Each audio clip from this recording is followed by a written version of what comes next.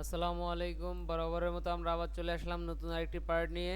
তো আগের পার্টে আমরা শিখেছি টেবিল সাইজ এবং টেবিল হেডার্স। তো এই পর্যায়ে আমরা শিখব টেবিল প্যাডিং এবং স্পেসিং। ও এর পাশাপাশি আরেকটা জিনিস শিখব এর নেক্সট পার্টে, সেটা হচ্ছে কল স্প্যান এবং রো স্প্যান।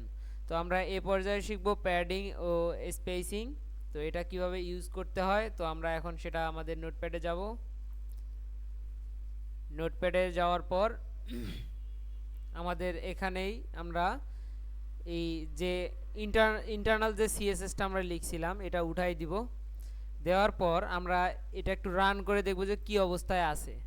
তো এটাকে দেখার জন্য আমাদেরকে অবশ্যই আমাদের নোটপ্যাডে আসতে হবে।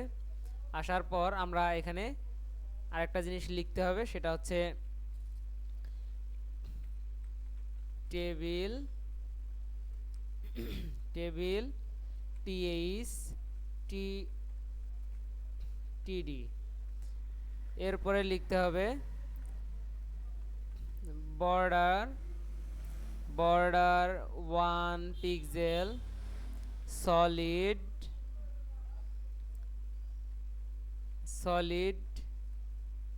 ব্ল্যাক।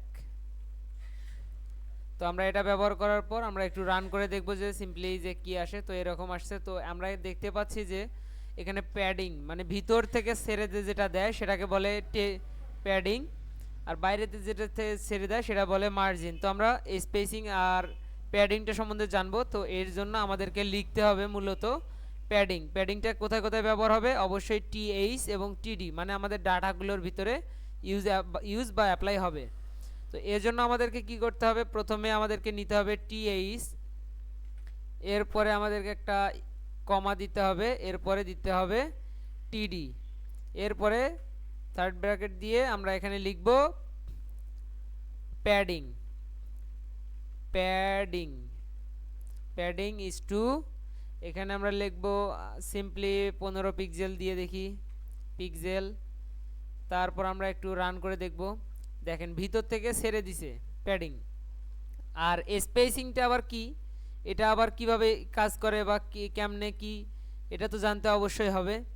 তো প্যাডিং আমরা এভাবে ব্যবহার করি, আর স্পেসিংটা বর্ডার স্পেসিং এখানে বলতে হবে টেবিলে গিয়ে।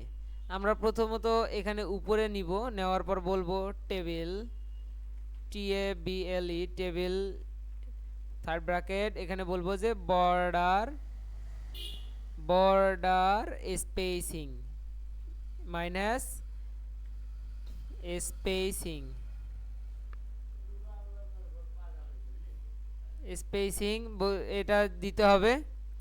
দেওয়ার পর আমরা এখানে দিব কত পিক্সেল হবে, তো পিক্সেল এখানে 20 পিক্সেল আমরা দিলাম। দেওয়ার পর আমরা যদি এখন রান করে দেখি, দেখতে পাবো যে আমাদের বাইরের যে বর্ডারটা এটা আমাদের 20 পিক্সেল ছেড়ে দিছে। তো এটা মার্জিনের কাজটা এর বাইরে থেকে করতো, কিন্তু এর ভিতরেই জাস্ট এই লেখাগুলোকে মাঝখানে নিয়ে আসছে, এই সব পাশেই চতুর্দিকে 20 পিক্সেল করে দিয়ে দিছে। তো আজকের ভিডিওটা এই পর্যন্তই থাকবে। সবাই ভালো থাকবেন, সুস্থ থাকবেন। আল্লাহ হাফেজ।